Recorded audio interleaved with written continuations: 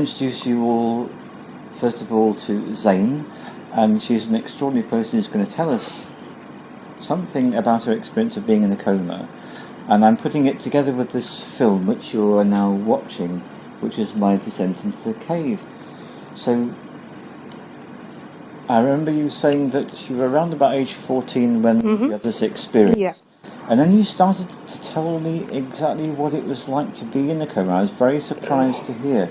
Yeah, this always surprises people. That's why I haven't shared it with that many people. Well, being in a coma, at least for me, because I was critically ill at the same time, was like a battle, like a constant battle the whole time I was in the coma. But because coma is quite abstract and you don't have your normal senses or your normal feelings or your normal emotions or words or vision or anything, it's just surreal. You just have kind of like ideas around things. So it was a battle, but it was a surreal battle in that you'd have a scene, or you'd feel that you're in a scene, like on a beach, and you had to find one grain of sand, and then you'd be saved from whatever terrible tragedy was around the corner. And then you'd finally find this piece, this grain of sand after searching for hours, and then you'd be like hanging off a cliff by a hair for hours, and you had to hold on to that hair, and then you'd finally pulled yourself up onto the cliff, and then you'd find yourself on a tightrope over this like huge canyon or something. So it was constant battle upon battle upon battle, and it was really exhausting. And on top of that, it's kind of chaotically frightening in that you can hear lots of noise and sounds. Hospitals are noisy anyway, even intensive care. Yeah, you can hear a lot of noise and sound, and also vibrationally. You can kind of hear people's panic, and often you'd have doctors talking about you, and you could tell from their tone that stuff was grim. Of course, you weren't completely aware that you were in a hospital and that they were doctors, but you could sense that they were talking about you, and that the general prognosis was a bit grim. Yes, this is very, very surprising. So, what you started off by saying is that when you look at a person in a coma from the outside, look at them in a hospital bed, they seem so calm and serene. Yeah, it looks all right, doesn't it? The reality is completely the opposite. Yeah, well, for me it was. I can't speak for other people, but yeah, if it's with illness and stuff, or heart things or surgery or whatever, quite often it's there's a lot going on underneath. It's a metaphor for fighting for life, is how I always imagined it. Yes, the only thing I can relate this to is a really disturbingly strong dream. Yeah, no, it's really, really like that. But it felt to me like I was in that coma for years, just battling for years. The battling part went on for most of the coma, and then there were a few periods where it was a bit calmer, where I didn't feel quite as desperate. And then I was aware of people that I knew and loved around me, which was fantastic. So you were aware of the medical people, and you were aware of those that loved you. Yep. And then when no one was around, you were kind of immersed back in the experience again, is that right? There was never no one around. That's why I always laugh on TV when someone's in a coma and there's no one with them. There were always two nurses with me, 24/7. That's how it is. That's how it is. Yeah, really? That's how it is. You're never on your own. No, you're never on your own. You kind of feel on your own because you're kind of locked in and trapped in your own thing. So there was constant battling, and sometimes the battle was a bit less like mayhem than other times. Yeah. And you'll be aware of sounds and great things, like people playing music to me, like classical music. Mozart was great in the coma because he seemed to reach through time and space to me and connect, and that was very soothing for me. If I was having a real battle and someone put Mozart on, that would be brilliant. And also my mum was reading some books to me, She read a book from when I was a little girl, which was good because I felt like a little girl at that point in the coma. Yeah. And then after that, she read Jane Eyre, the Bronte book, which I love. And even though I couldn't completely follow the story, I was comforted by the words and the vibration of knowing that I was being read to, and there was a slight routine in it. It wasn't the same time every day, but I knew that, at some point there'd be these words, and that helped a lot. Yeah, so there's a sense that time is completely different. Yep, for sure. I was in the coma for about 5 weeks, and I remember I thought it had been something like 7 years or something. Literally, I could not believe it was only 5 weeks. Like, what? Oh. Yeah. So there's a couple of really key things you've pointed up already, which is that if people were to play the right kind of music, that could be very helpful. Yeah. And do you think classical is quite a good bet? It is. Classical music is great, but it's also good to play the sort of music that the person likes, that they'll really connect with. So my brother played me Dead Kennedys, which I thought was classic. And then my parents played me a lot of U2, and that was just like an old tape in my room. I seriously wasn't a U2 fan by that point.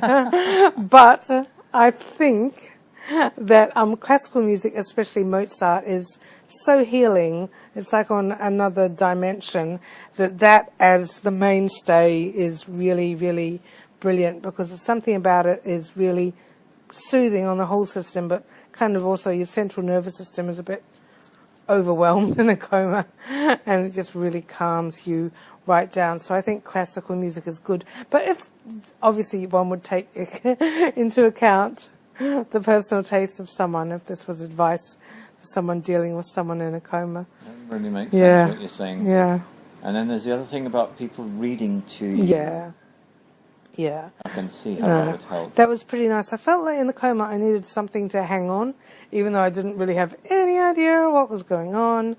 The fact that I was just being read this story, and bits of it I could make sense of, and bits of it I had no idea, but just the vibration of my mum's voice and the attention. And obviously with the story there's different intonation and stuff. The thing I found in a coma is that you can kind of tell what's going on a little bit by vibration. So I could kind of tell I was being entertained at this point with the story because of the vibration, because of the intonation. So even if I wasn't actually hearing the story, I liked the energy of the fact that I was being entertained. And it also meant I could pay attention, but not in such a fighty way. I didn't have to hold on in such a fighty way. It was really nice. Yes.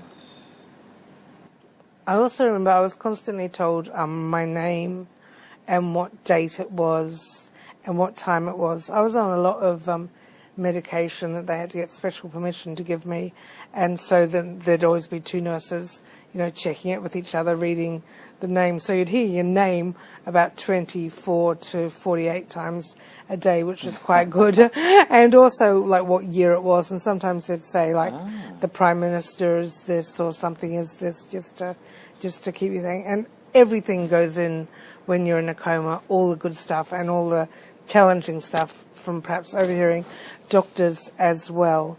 So it's it's pretty important. Were you aware of hearing any arguments?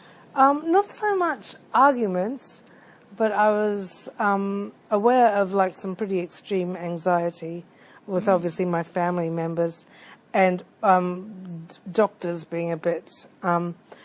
Some doctors are just really straightforward people, like they're just really, in order to do their job, they're very just straightforward. That's just the way it is, which sometimes makes them sound harsher than they are. So occasionally you'd get one doctor talking with another doctor, like good cop, bad cop, and one doctor would just be being really straightforward, and that can sound pretty full on. But vibrationally, I was just more aware that they were having they were either concerned or having they had different opinions on like what to do next, etc. Yeah. I would also say, though, that sometimes I did absorb a lot of them saying stuff when my parents weren't there. Not bad stuff about me, but just talking about my situation. And that was only my situation from how they viewed my situation. Yes. Do you know what I mean? So I did absorb a bit of their negativity, if you will, or their fear or their worry or things. They did a great job. But I always say to doctors, if they ask me about coma, to not talk about the coma's situation with fear in front of that coma patient, even if they're deeply in a coma. Do you know what I mean? Because they absorb everything, like a baby in utero, but even more so. Ah. Yeah. And as I'm listening to what you're saying, I think one of the most overriding impressions I'm getting is that this event took place quite a long time ago, and yet it still has such a strong... Yeah. It really is, because it was such... Yeah, it was such just a rebooting or such an amazing experience in a lot of ways. Yes. That's so funny, because that beeping, also, there's always beeping. Life support is Totally. always Always beeping. beeps. I had so many different life support machines. I had a heart one, a liver one, a kidney one, like the lung thing and stuff and that too. Yeah. So I just had after the coma for ages, I didn't even like to hear a car, you know, like reversing, because just that 'cause of beeping the sound and again, stuff, just yeah. too much. And the machines would always be at different times, and they wouldn't ever stop. But that was quite funny, because there'd be the constant, because sometimes you'd be like on this beach looking for this grain of sand, and then you'd hear this beeping, and you think, that's quite incongruous. What's going on here? But yeah, it's just so noisy. Yes. Just, there's a lot of noise. What? Go on. So here's my question. My Yeah. question is, because I'm picking up that the reading to you and the music was very useful. Yeah. So it provided like a lifeline Yeah. you could hang on to. Yeah. But I guess the question I want to ask is, did you ever get to the point of thinking, would everything just shut up and give you some peace? Yeah, I did. I would have liked quieter machines. I would have liked had to brush my teeth every day, and had to change my tracheotomy and Yes. all the tubes. Yes. And yeah, I think just leave me alone, because I hurt my body. You're super sensitive in a coma, and you just stop pulling at me and pushing things, and just literally leave me alone. You kind of want to shrink into it to actually go to sleep, but you're never properly really asleep in a coma, even though it looks like an epic sleep. Isn't it interesting? So Yeah. you never experience full sleep? No. It's so surprising, all this. Yeah, it really is. It is lovely. It is lovely, though, for relatives to go in and to talk. It's a really nice thing. It can be quite scary. It was for me, because the nurses were absolutely amazing. But because they were kind of strangers to me at the beginning, at the end of the coma, obviously they weren't. We'd been on this battlefield together. But to begin with, there was like me being surrounded by a lot of strangers, so it was really nice to have like my mum or my dad or my brothers like talking to me. That's really a very important thing. Yes. So I guess from what I'm understanding now, it's very, very important that the people who have someone in a coma is to be as present with them as you could possibly can be, include them, act in a way as if they're there. Yeah. And I foolishly didn't really see that. I didn't realise how present a person in a coma actually is. I don't know how anyone would unless they had been in a coma. And when I told my doctors about it afterwards, they thought I was brain dead the whole time. The machine that they were using to measure my brain waves just was saying I was brain dead. And I was like, no, I wasn't brain dead. And then I was telling them things I remembered and stuff, and they were quite noticeably shocked because they knew that I definitely had been there and stuff. I think it's really important for relatives, and I realize relatives that speak, and I realize it must be really challenging for the relatives to go in and see someone in that state too.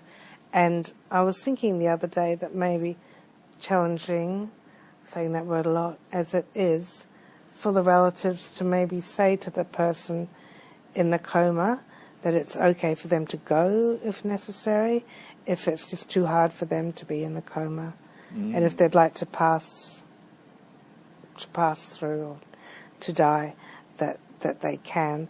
And I'm thinking that must be like a really full-on thing to do, but maybe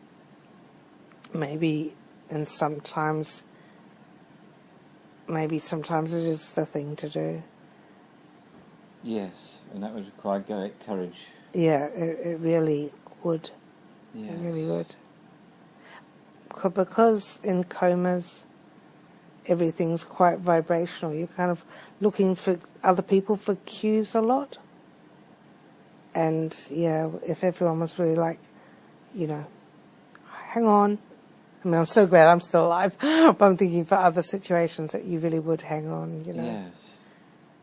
So I think I'm beginning to understand that being in a coma for you was almost like being in some kind of a war situation. Yeah, I think it feels, to me it felt like that. Firstly, because there was so much battling, and secondly, because obviously being in intensive care and being critically ill, a lot of the people around me died, and I was aware of that, like vibrationally. So it was a bit like being on a battlefield, I felt. So you're telling me that when someone died, Yep. you had an awareness of this? Yep. Again, I would Yeah. have no idea of Yep. this. Truly extraordinary. Gosh. There's far more to this than meets the conventional eye, that's for sure. So, if I was to ask you to summarise in terms of what is the most important things for the supporter to do or not to do, what would you advise? These are good things to do and these are things to avoid doing. That would be really helpful for people to know. Okay, things that would be really helpful to know are obviously music. Music is great. Music is probably the most important. Probably classical music, Mozart, unless they really couldn't be dealing with that. But in addition to that, some music that they really loved. Do you know what I mean? Yeah. Without judgment, if they really liked U2, and you knew for sure that they liked U2 or One Direction or Enya, play those things to them, and then also to involve them, talk about what's going on in your life and their life, be up to date with like what the day is, like what's going on outside with people that they know and stuff. Also, it just seems like I'm setting a big old task, but like not with falseness, but with kind of enthusiasm and positivity, and like you get kind of easily scared. In a coma, you've got all this battling and stuff going on as well. So if you could be kind of encouraging. Yeah, encouraging. That's the word. Encouraging, and sometimes in comas you're allowed to touch the patient. Sometimes you're not, but hand holding and stuff like that. It's really nice. And also reading something to them that they liked. If they liked football magazines, read them that, or their favourite books. And also maybe go back a bit and think what was their favourite book when they were little and were scared, or what did they find really comforting when they were little and were scared, even if it's right back, even if it's something just really simple, do you know what I mean? And also pay attention to them. Notice if they move around, or if it looks like they're having a rougher time when certain songs are played, or when books are read or whatever. Perhaps they don't want to listen to those. So be aware of them. Responses. And you threw something else out there which I hadn't thought about. You said that some coma patients can be touched and some can't because of germs. I see. That's what it's about. Yeah. But generally speaking, you say that if they're allowed to touch, you think it's I think it's so important. Now I do bodywork and energy work myself. I would love to, in the future, get bodywork or reflexology, Reiki, energy healing, metamorphic technique, any of those things into people in the comas. I'm sure that nurses at one night did Reiki or something similar to me. I have a really strong memory of that, and I think it really helped me. So yeah, touch, but quite a light touch, because obviously people are more sensitive in the coma. But there's nothing more healing than touch, I don't think. So, to remember that they're human. Yeah. Yeah. So touch, but sensitively. Yeah, sensitively. That's a very important distinction you just made as well, isn't it? Yeah. And also, and then that's the hardest, the hardest advice was if it looks like they're having like just the roughest time, and if they've been hurt really badly, and if it looks like their life's just going to be really difficult, and that maybe they don't want to be in this body anymore, just to be able to let them go with love, and to say to them, Yes. that you can go. I'm going to cry just talking about it, because it's really hard. Yeah. But, just to say those things. And also, this is just my experience of being in a coma. It doesn't mean if anyone else has known someone in a coma that their experience was scary like mine or whatever. I've spoken to a few people in comas, and other people's, some experiences are a bit similar. Yeah. And some are not so. It depends if it's coupled with like illness and operations like mine, or if it's like brought on from like pneumonia or AIDS or something. Do you know what I mean? There's different types of comas, because I was having surgery and stuff during my coma, and I had all these machines. So maybe that made mine more of a battle. So for people who've got who've had perhaps their elderly parents in comas or whatever, they weren't necessarily battling. They might have just been okay. Might have just been sweet for them. Yeah, so the thing about your coma is it was coma mixed with trauma. Yeah, for sure. But always, even like for the elderly, is that music and reading books and just talking about your day in a nice way, just be yourself. It's funny. Yeah. Because I felt a bit anxious the minute we put this interview on. I was like, I'm going to have to be myself, but in a really relaxed way. And I wonder if people feel like that. I'm going to be with this person in a coma now. I'll just be myself, but in a really relaxed way, Yes. and they'll be able to sense the energy of them. So just play your best and stuff. It's beautiful that you're being there with that person. So my last question to ask you is, what was it like when you started to come out of the coma? Crazy. I had like a grand mal epileptic fit coming out. I think I just had to break out of the coma. So I've never had a fit since. And I was, I just had this crazy fit. It's like in the movies. It was like sitting up and shaking and everything and stuff. And but I found reality. It's like I'd gone through some kind of broken through some glass or something. It was like some kind of crazy art installation that I'd suddenly found myself in. I couldn't really.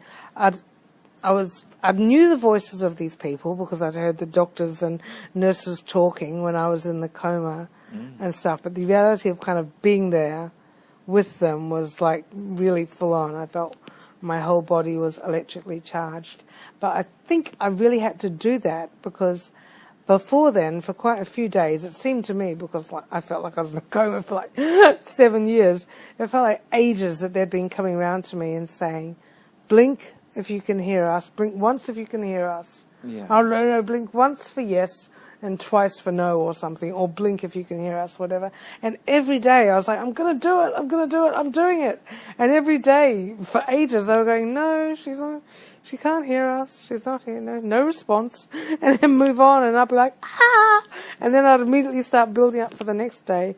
And so they didn't seem to be, I couldn't seem to convey that I could hear them. So I think that's like, from within me, I somehow broke out, and it coincided with their great medical care.